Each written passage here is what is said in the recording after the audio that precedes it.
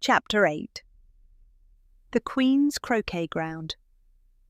A large rose tree stood near the entrance of the garden.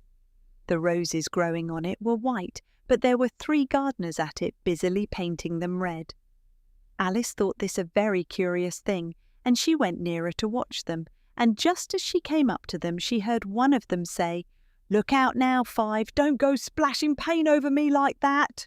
"I couldn't help it," said 5 in a sulky tone. 7 jogged my elbow. On which 7 looked up and said, "That's right, 5, always lay the blame on others." "You'd better not talk," said 5. "I heard the Queen say only yesterday you deserved to be beheaded." "What for?" said the one who had spoken first. "That's none of your business, 2, said 7. "Yes, it is his business," said 5, "and I'll tell him it was for bringing the cooked tulip roots instead of onions." 7 flung down his brush and had just begun, "Well, of all the unjust things," when his eye chanced to fall upon Alice, as she stood watching them, and he checked himself suddenly. The others looked round also, and all of them bowed low. "Would you tell me," said Alice, a little timidly, "why you are painting those roses?" 5 and 7 said nothing, but looked at 2. 2 began in a low voice. "Why, the fact is, you see, miss, this here ought to have been a red rose tree, and we put a white one in by mistake, and if the Queen was to find it out, we should all have our heads cut off, you know. So you see, miss, we're doing our best afore she comes to—" At this moment 5, who had been anxiously looking across the garden, called out, "The Queen! The Queen!" and the 3 gardeners instantly threw themselves flat upon their faces. There was a sound of many footsteps, and Alice looked round, eager to see the Queen. First came 10 soldiers carrying clubs.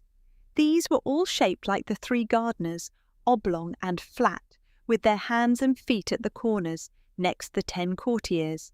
These were ornamented all over with diamonds, and walked 2 and 2, as the soldiers did. After these came the royal children. There were 10 of them, and the little dears came jumping merrily along hand in hand, in couples. They were all ornamented with hearts. Next came the guests, mostly kings and queens, and among them Alice recognised the White Rabbit. It was talking in a hurried, nervous manner, smiling at everything that was said, and went by without noticing her. Then followed the Knave of Hearts, carrying the king's crown on a crimson velvet cushion, and last of all this grand procession came the King and Queen of Hearts. Alice was rather doubtful whether she ought not to lie down on her face like the 3 gardeners, but she could not remember ever having heard of such a rule at processions. And besides, what would be the use of a procession, thought she, if people had all to lie down upon their faces so that they couldn't see it?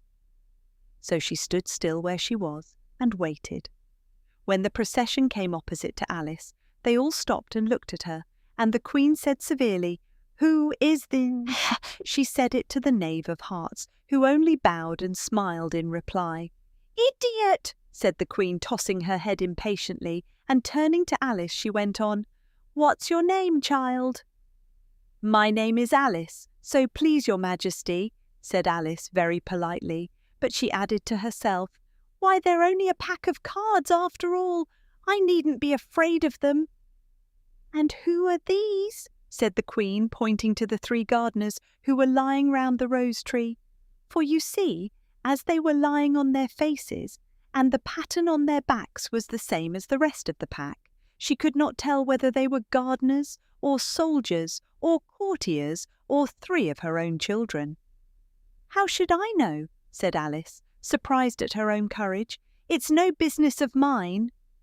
The Queen turned crimson with fury, and after glaring at her for a moment like a wild beast, screamed, "Off with her head, off!" "Nonsense!" said Alice, very loudly and decidedly, and the Queen was silent. The King laid his hand upon her arm and timidly said, "Consider, my dear, she is only a child." The Queen turned angrily away from him and said to the Knave, "Turn them over!" The Knave did so, very carefully, with one foot. "Get up!" said the Queen in a shrill, loud voice, and the 3 gardeners instantly jumped up and began bowing to the King, the Queen, the royal children, and everybody else. "Leave off that!" screamed the Queen. "You make me giddy!" And then, turning to the rose tree, she went on, "What have you been doing here?" "May it please your Majesty," said two in a very humble tone, going down on one knee as he spoke. "We were trying—" "I see," said the Queen, who had meanwhile been examining the roses. "Off with their heads." And the procession moved on, 3 of the soldiers remaining behind to execute the unfortunate gardeners, who ran to Alice for protection. "You shan't be beheaded," said Alice, and she put them into a large flower pot that stood near. The 3 soldiers wandered about for a minute or 2, looking for them, and then quietly marched off after the others. "Are their heads off?" shouted the Queen. "Their heads are gone, if it please your Majesty," the soldiers shouted in reply. "That's right," shouted the Queen. "Can you play croquet?" The soldiers were silent and looked at Alice, as the question was evidently meant for her. "Yes!" shouted Alice. "Come on, then!" roared the Queen, and Alice joined the procession, wondering very much what would happen next. It's a very fine day," said a timid voice at her side. She was walking by the White Rabbit, who was peeping anxiously into her face. "Very," said Alice. "Where's the Duchess?" "Hush, hush," said the Rabbit in a low, hurried tone. He looked anxiously over his shoulder as he spoke, and then raised himself upon tiptoe, put his mouth close to her ear, and whispered, "She's under sentence of execution." "What for?" said Alice. "Did you say, 'what a pity'?" the Rabbit asked. "No, I didn't," said Alice.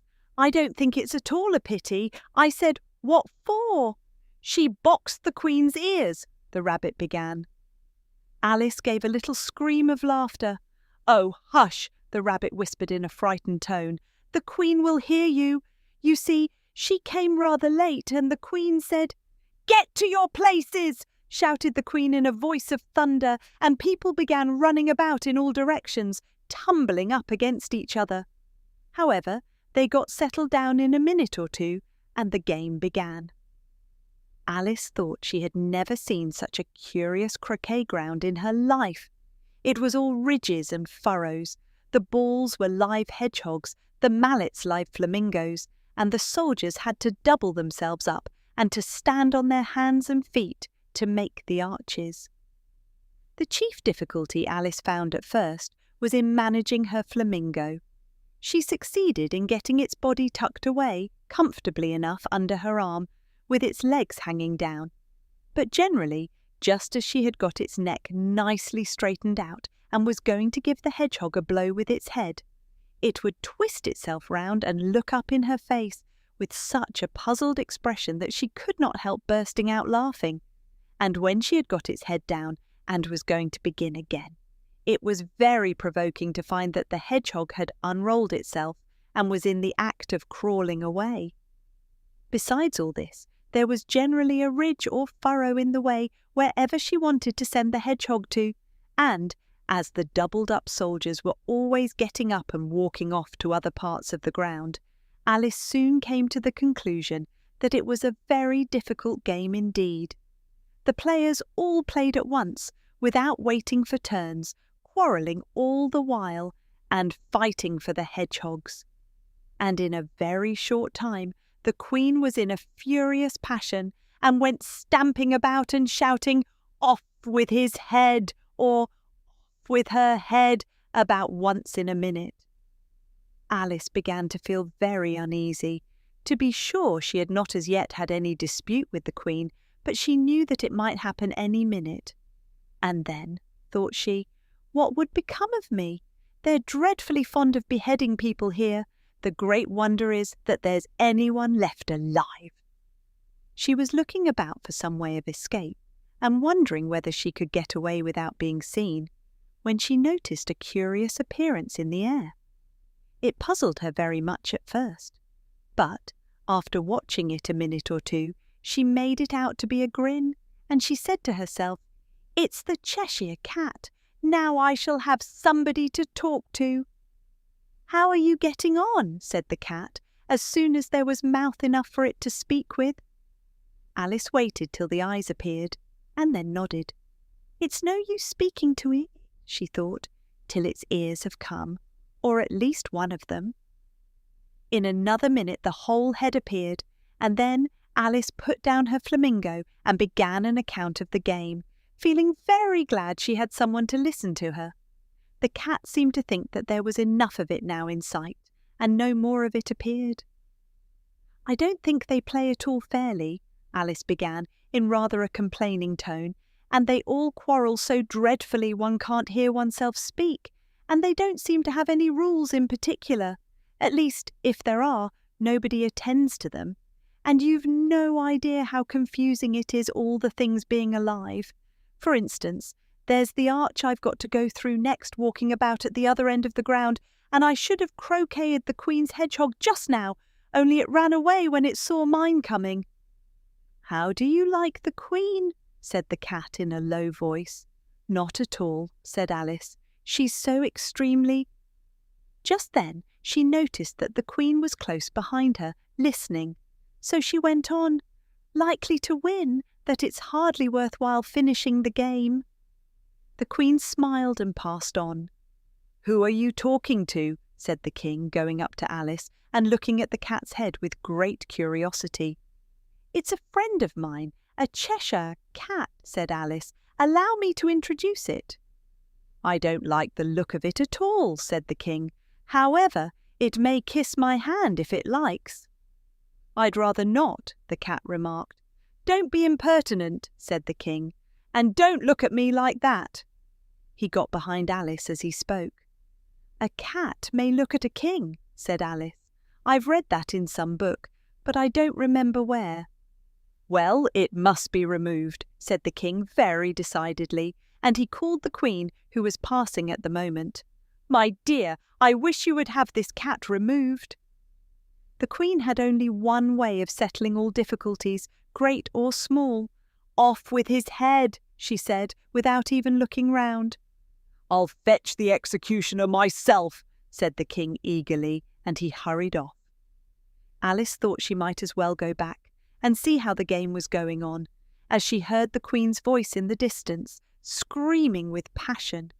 She had already heard her sentence 3 of the players to be executed for having missed their turns, and she did not like the look of things at all, as the game was in such confusion that she never knew whether it was her turn or not. So she went in search of her hedgehog. The hedgehog was engaged in a fight with another hedgehog, which seemed to Alice an excellent opportunity for croqueting one of them with the other. The only difficulty was that her flamingo was gone across to the other side of the garden, where Alice could see it, trying in a helpless sort of way to fly up into a tree. By the time she had caught the flamingo and brought it back, the fight was over, and both the hedgehogs were out of sight. "But it doesn't matter much," thought Alice, "as all the arches are gone from this side of the ground."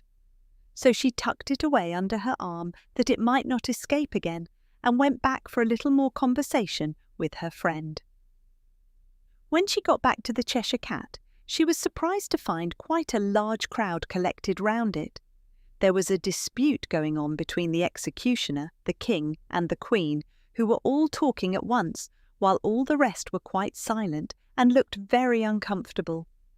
The moment Alice appeared, she was appealed to by all 3 to settle the question, and they repeated their arguments to her, though, as they all spoke at once, she found it very hard indeed to make out exactly what they said. The executioner's argument was that you couldn't cut off a head unless there was a body to cut it off from, that he had never had to do such a thing before, and he wasn't going to begin at his time of life. The King's argument was that anything that had a head could be beheaded, and that you weren't to talk nonsense. The Queen's argument was that if something wasn't done about it in less than no time, she'd have everybody executed all round. It was this last remark that had made the whole party look so grave and anxious. Alice could think of nothing else to say, but, "It belongs to the Duchess. You'd better ask her about it." "She's in prison," the Queen said to the executioner. "Fetch her here." And the executioner went off like an arrow. The cat's head began fading away the moment he was gone, and by the time he had come back with the Duchess, it had entirely disappeared. So the King and the executioner ran wildly up and down looking for it, while the rest of the party went back to the game.